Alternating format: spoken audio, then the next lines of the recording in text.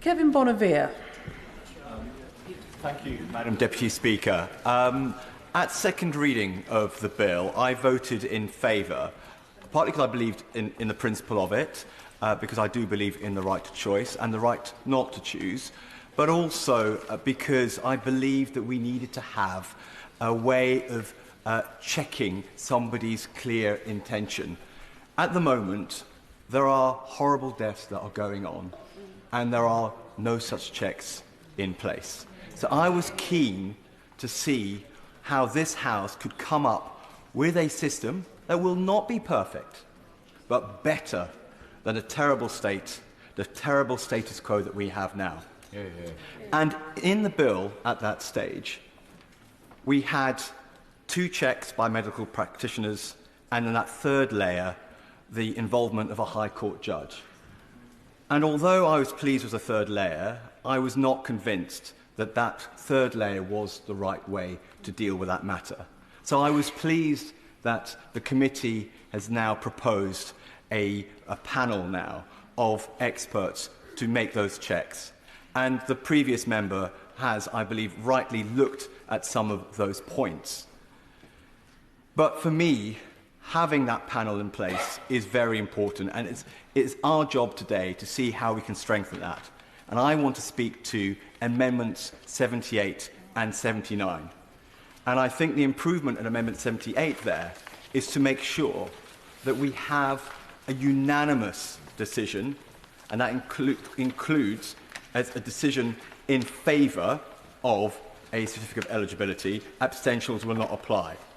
I think that is better than that was previously in the draft, and certainly better than a High Court judge.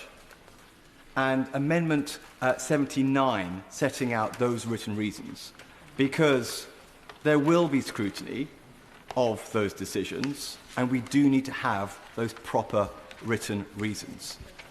So my plea to members, I do appreciate that everybody who's here today and who's taken part in this process has come from the best of intentions. It is not easy. It's very difficult. And we have all of our constituents, many of them come from both sides, giving us all those examples. We are doing the best that we can, certainly to alleviate people's suffering. That, I hope, is the common intention of this House. Please give way. Yes, I will. I thank my honourable friend for giving way. Like my honourable friend, deciding to vote in support of the bill at the second reading was a difficult choice for many, but it was to improve the current situation that exists, to have dignity in dying.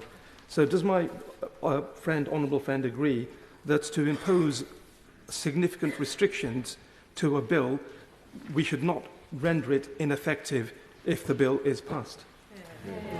Thank you. Well, today, my honourable friend is right to think about the impact of restrictions.